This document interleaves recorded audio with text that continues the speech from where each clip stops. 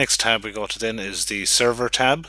And if you're using an SSL certificate, you need to tick the box here, and basically if you've got this at the time of taking out your hosting, you wouldn't have anything else to do. But if you're just getting an SSL certificate now, then you will have to add it to the catalog and admin config files. A little bit technical for a beginner maybe, so again, it's something that you don't really need to worry about. Next one here is the use shared sessions, and if you're running multiple stores, you'd want to tick this yes so that the cookies can be shared from one to the other. Then we have the robots here. Not something you need to worry about. It's just basically web crawlers from search engines, etc. But if you did have to add one, you just simply add it on a new line here. Come down to the bottom like this and just put it in here on a new line. Whatever the name of it was, just type it in there.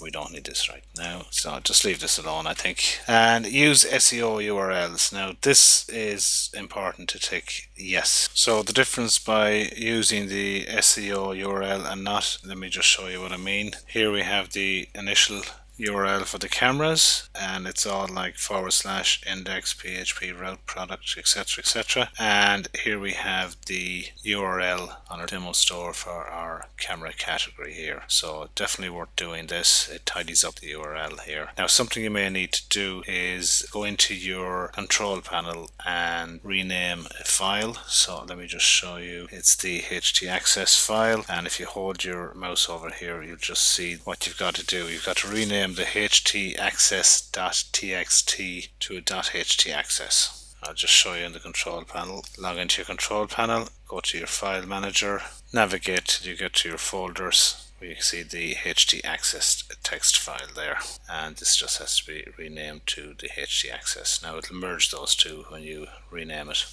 If it doesn't, you can just simply click into it, come up here, click the code editor, copy the text that's in there, go into the htaccess file, come up to the code editor again and paste the text in here, and then come back and delete the htaccess.text from there.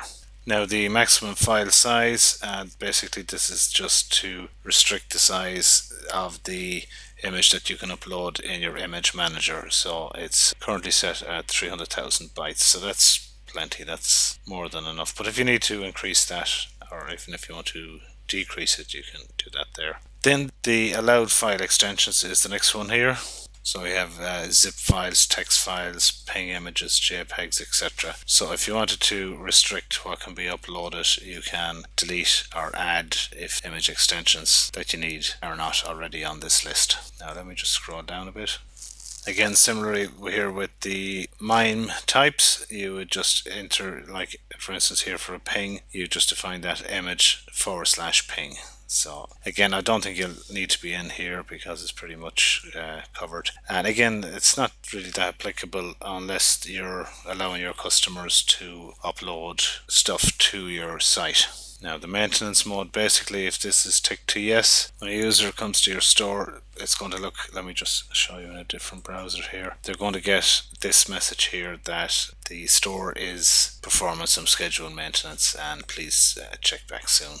This is a message that everyone coming to your store will see, and none of the other links here will work, or even if you've got product categories etc across the top there, they won't work either. So that's pretty good. However, when you are logged in yourself, as I am here now, you can go to the front of your store up here and just see what it's like yourself, and it will show you what it looks like while you're working on it. But anyone else coming, obviously they just wouldn't get in there. And here we can tick to allow a forgotten password to be used. So if I forgot my password and I reset my password on the login screen, even if I used my old password, it would let me log in. So just as a security precaution, I'll probably tick this to no. The encryption key here then, basically this is just a random number. You can put anything you want here, it'll just encrypt your data. The output compression level, you don't need to worry about this, but if you're changing this, you'll be changing it to between 1 and 9 for the compression level here.